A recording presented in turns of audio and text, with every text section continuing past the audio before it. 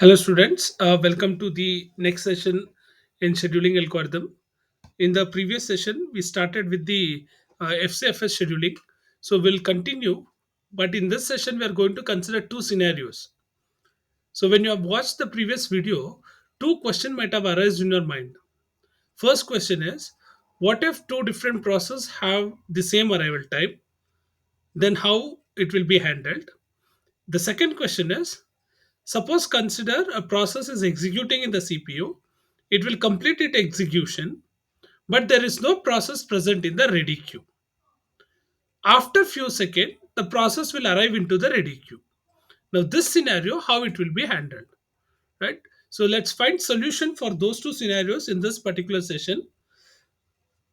See, in this particular problem, which is given, you can observe that there are two process which is having same arrival time, that is process 2 and then process 4. They are having same arrival time, that is both are arriving at a time interval of 1 second, right?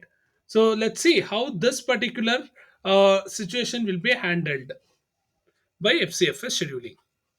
So let's start. You have the ready queue. In the ready queue, at the beginning, you know that you will have this process one entering into the system, ready queue, right? So let's write the Gantt chart. So when I write this Gantt chart, right,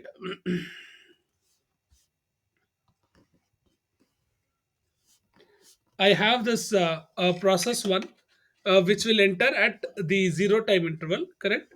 So we have P0, right now. So from 0 to time interval, its burst time is 3, so up till 3 it is going to execute, correct? Now if you observe, there are the process one has already left the CPU, left the ready queue. It is in the running mode. It will execute for next 3 seconds, but before that I observed that P2 and P4 will arrive at the same time. So now, when it arrives in the same time, and you know that FCFS considers only the arrival time and not about the burst time, right? So how this will be handled? So FCFS will consider this in the order in which is written in the question. That is, first we have P2 and then we have P4. So P2 will be placed before P4 in the ready queue, at which is arriving at 1 second. Now, even before P1 completes execution, we also have P3 in the ready queue because it is arriving at 2 seconds. Now, once P1 P0 P1 process completes its execution, right? So at time interval 3, now what we have is, now P2 will leave the ready queue and will enter into the CPU. Now P2 will execute for how many seconds? For next 2 seconds. And then P4 will leave the ready queue and P4 will be assigned with the CPU. It is going to execute for next 2 seconds, that is for until 7. And then finally P3 is going to leave the ready queue. It will enter into the CPU and execute for next 5 seconds, so which is up till 12, correct? So this is what happens. So first P1, which enters at 0 second, it will be assigned with the CPU. Meanwhile, when it is executing, we have P2, P4, P3, in which P2 and P4 entering at the same time. It will be placed in the order of its, the in the order in which it is written in the question, P2 and P4, and then P3. So P3, P2 will start executing at 3 and goes up till 5 seconds because its burst time is 2. P4's burst time is also 2. And then we have this P3 which will execute for 5 seconds. So now your our Gantt chart is done. Once Gantt chart is done, we are going to tabulate it, right? So next task is for us is to tabulate it. So we are going to tabulate this.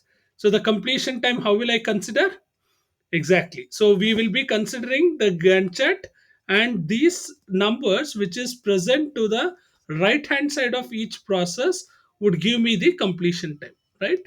So I'll be writing here, that is 3, 5, and for P4 it is 7. Be careful while writing, and this is 12, correct? And then we'll be calculating the turnaround time. So what is the formula? We have seen in the previous video, and we also know it. What is the formula to calculate the turnaround time? The turnaround time is calculated using the formula, the completion time minus the arrival time, right? So that is the formula that we are going to consider. It is turnaround time is nothing but your completion time minus the arrival time. Okay, so what is for, we'll be calculating it for P1 now. So for P1 it is completion time is 3 minus arrival time is 0. So the total turnaround time will be what? 3. For P2 it is what? 5 minus 1, which is equals to 4. And for P4, right, I calculate it for P4, but you can calculate it for P3 also. This doesn't matter here, the order in which you calculate it. 7 minus 1, which is equals to 6. And then P3, what is P3? It is 12 minus 2, which is equals to 10. So tabulate this. How do you tabulate? So here it is 3, for this is 4, and P4 it is 6, and for P3 it is 10, right? And next, after calculating the turnaround time, what are we calculating? We are going for the calculation of waiting time, right? So how do we calculate waiting time? We know that it is turnaround time minus the burst time, right? So this is what is your waiting time. So for process P1, what it will be? For process P1, it will be 3 minus 3, which is 0. And then for process 2, what it will be? For process 2, it is 4 minus 2, which is equals to 2. And for process 3, what it will be? Turnaround time is 10 minus burst time is 5. So it is equals to 5. And for process 4, so what it is for process 4? For process 4 it is 6 minus the burst time, which is nothing but 2, right? So which is equals to 4. This is the waiting time which I will be tabulating it. So tabulating the waiting time: 0, 2, 5, and then 4. Correct. So once I calculate the waiting time, next I'll calculate the response time. Correct. So how do we calculate the response time? We have the formula for that, right? As per the formula, we'll be calculating. What is the formula? First time when the CPU was allotted minus the arrival time, which we'll get the information from the Gantt chart. This time, first when it was allotted, we'll be getting it from the Gantt chart. So to the value to the left hand side of that process we have to consider. So it is 0 minus 0, so which is nothing but 0. And then you have P2, right? So which is first time when it is allotted 3 minus its arrival time is 1, so it is nothing but 2, correct? And then for P3, be careful, the first time it is allotted it as 7, not at 5. Careful.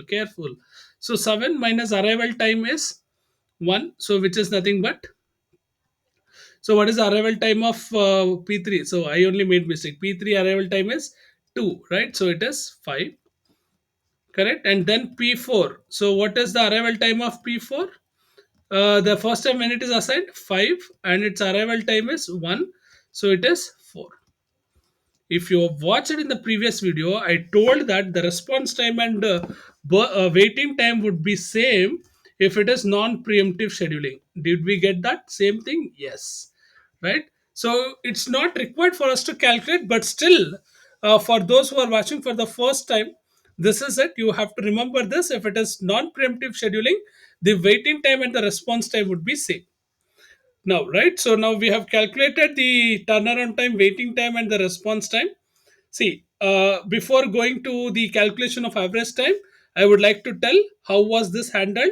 This means what? You had two process coming at the same time interval. So how it is handled here? The way in which is written, the order in which it is written in the question, the same order you are going to consider it. So no need to take the burst time, though here burst time is same. Sometimes you might have burst time one is larger than the other. That doesn't matter, right? So only the arrival order matters in FCFS, which we have seen in the previous video. Kindly watch the previous video before coming to this video. Yes, we shall continue now calculating the average waiting time and average turnaround time. That is what is our question is all about, right? So average turnaround time. Now how do I calculate this average turnaround time? I have to add all, right? 3 plus 4 plus 6 plus 10, right? So I have to add this and divide it by the number of process that we are having. How many process we are having, students? Yes, we have 4 process. So what is this up to? So 16, 20, 23, and 23 divided by 4 is what I'm having. So what is 23 divided by 4? So it is 5.75, right? So it is 5.75. That is the average turnaround time. Next, I have to calculate the average waiting time. This is what they ask generally in every question. So what would be the average waiting time here? So it is 0 plus 2 plus 4 plus 5 divided by the total process. So which is nothing but we have 11 divided by 4, right? So what is 11 divided by 4? It is 2.75. So the average waiting time is 2.75. So this is our required answer. So we have seen that when two process have the same arrival time, how it will be handled here, right? When two process have same arrival time, how it will be handled. Okay, so hope you have understood this. Now let's take one more problem wherein we are going to learn something about CPU being idle. CPU being idle. Now, when do I say that CPU is idle? Or how? What is that condition which makes CPU to be idle? Right. So let's consider that scenario. This is a given question. Again, you have four process, and I can observe that none of the process is arriving at the same time, and I'm not bothered about the burst time anyways. So we shall go to the problem. Right. So you have the problem. So let's consider this ready queue, right? So how do what is a ready queue? Here you have four process, and I have process one entering the queue. As soon as it is entered, I can assign it to the CPU, right? Because CPU is now not doing any task, so I can assign P1 to CPU so that it gets executed at, right. So 0, and then till how many second it is going to execute? It is going to execute till 4 seconds. Why? Because the burst time is 4. Now you can observe that once the CPU has left the ready queue and until it gets executed completely, none of the processes arrived. The ready queue is still empty because the next process that arrives is at 6 seconds. Correct. So now what CPU will do for next 2 seconds after CPU process one gets completed, for next 2 seconds, CPU is not doing anything. This is what is meant by CPU being idle. So this is a condition where CPU is idle, right? Because why it is idle? Because there is no process that has entered.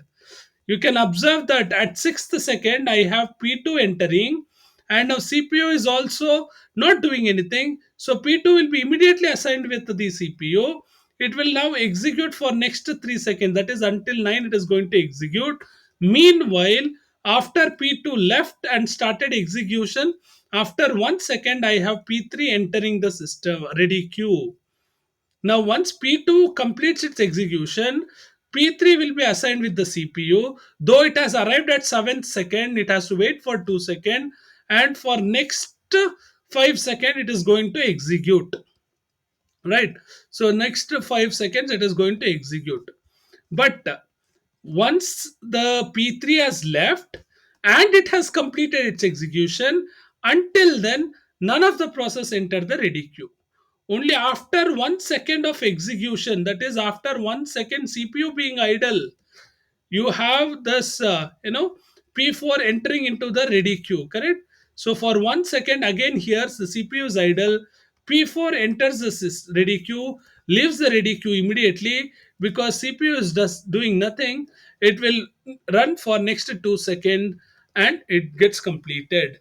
So you can observe that at two different points CPU was idle for few seconds. First time CPU was idle for 2 seconds, and then CPU is idle for 1 second. Right. So now once that is the Gantt chart is prepared, we know that we can easily write the completion time. Right. So what is the completion time of P1? 4. Be careful while writing here. Completion time of P2 is 9. No, it is not 6. Don't take it in order blindly. You have to consider that value which is to the right side of that process. So for P3, the completion time is 14, and for P4, the completion time is 17. Be careful, be careful, right? So once this is done, calculate the turnaround time. Right, so it is simple to calculate the turnaround time, correct? So how do you calculate the turnaround time? As you always know it, right? So it is turnaround time is nothing but the completion time minus the arrival time, correct? So that is how you calculate the turnaround time. Okay, calculated for P1. Completion time for P1 is 4, arrival time is 0, so turnaround time is 4. So next for P2, completion time from the table it is 9, and arrival time is 6, so its turnaround time is 3. For process P3, what is the completion time? It is 14, and what is its arrival time? It is 7. So the turnaround time is 7. For P4, what is the completion time? It is 17. And what is the arrival time? It is 15. So what is the turnaround time? It is 2. Correct? Turnaround time is 2. Now what I will do, I will be tabulating it. So simply just writing 4, 3, 7, and 2. Right? Correct. So now calculate the waiting time. So how do you calculate the waiting time? Again, that is easy. So once you have tabulated the turnaround time, waiting time is nothing but the turnaround time minus the burst time. Correct? Burst time. Correct. So now calculate the waiting time for process 1. So for process 1, turnaround time is 4. Its burst time is also 4. So its waiting time is 0. For process 2, so what is the turnaround time? It is 3. And what is its burst time? That is also 3. So waiting time is 0. For process 3, right? So what is the turnaround time? Turnaround time is 7. And what is its burst time? It is 5. So what is waiting time? 2. And for process 4, right? So what is the turnaround time? Turnaround time is 2, and its burst time is also 2, which waiting time is 0. So you have calculated the waiting time also. Tabulate it. It is 0, 0, 2, 0. Correct? Now I have to calculate the response time. However, it is not necessary, but we shall do it. Correct? So how do I calculate the response time? You know it. Correct? So how do I calculate the response time? Response time is nothing but the first time the CPU was allotted minus the arrival time. Correct? So for P1, now how do we do it? First time when it is assigned 0, and its arrival time is also 0, so response time is 0. P2, be careful. First time when it is assigned, be careful, it is 6, not 4. 6 minus its arrival time is also 6, so it is 0. Are we getting same as the waiting time? Just have a look into that. Yes, correct, we are getting it. Right, when it is assigned first time 9, and when what is the arrival time? 7. So I got it to be equal to 2. Is it correct? Yes, right. So for P4, so when how what is the P4? P4 is the first time it is assigned at 15, and what is its arrival time? Now P4's arrival time is 15, so the answer that we get is 0. Correct? Yes. So now I will tabulate this response time also. So how do I? What is the response time? It is same as the waiting time. There's no difference in it. We have told it early clearly that if it is if you are getting the non-preemptive scheduling, it would be same. Right. So now, if I see this table, how will I calculate the turnaround time? So what would be the average turnaround time? Average turnaround time is what? It is 4 plus 3 plus 7 plus 2 divided by 4. Correct. So what it will be? It will be 16 divided by 4, which is nothing but 4. Correct. 7 plus 3 10 plus 4 14 plus 2 16. Yes. And what is the average waiting time? Average waiting time is 0 plus 0 plus 2 plus 0 by 4. So which is nothing but 2 by 4, which is nothing but zero point 0.5. Right. So this is the average waiting time and the average turnaround time. Now you have seen how when if the process is not available in the ready queue, then what FCFS does, right? So that is, it will make the CPU to wait for few seconds, when in which case CPU is said to be in idle, and then when the process arrives, it will be considered. Because there are four processes, at any cost it has to make all the process to get executed. Fine. So now with this, having learned what is FCFS scheduling and considering the different scenarios, what is the advantage of the FCFS?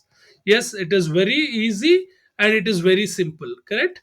And if when it comes to the fairness of the services that is provided, it follows the queue order, that is first that comes into the ready queue will be the one which goes out, or we can say that the one which arrives first would be the one which goes out after getting executed, right? So when the CPU bursts are considered, so this is a fair or good scheduling algorithm that we are having.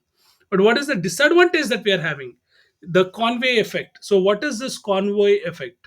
Right, say consider I have a process, say consider I have a process, three processes, process 1, process 2, and process 3, right? And process 1 arrives at 0, process 1 arrives at 1, and process 3 arrives at 2.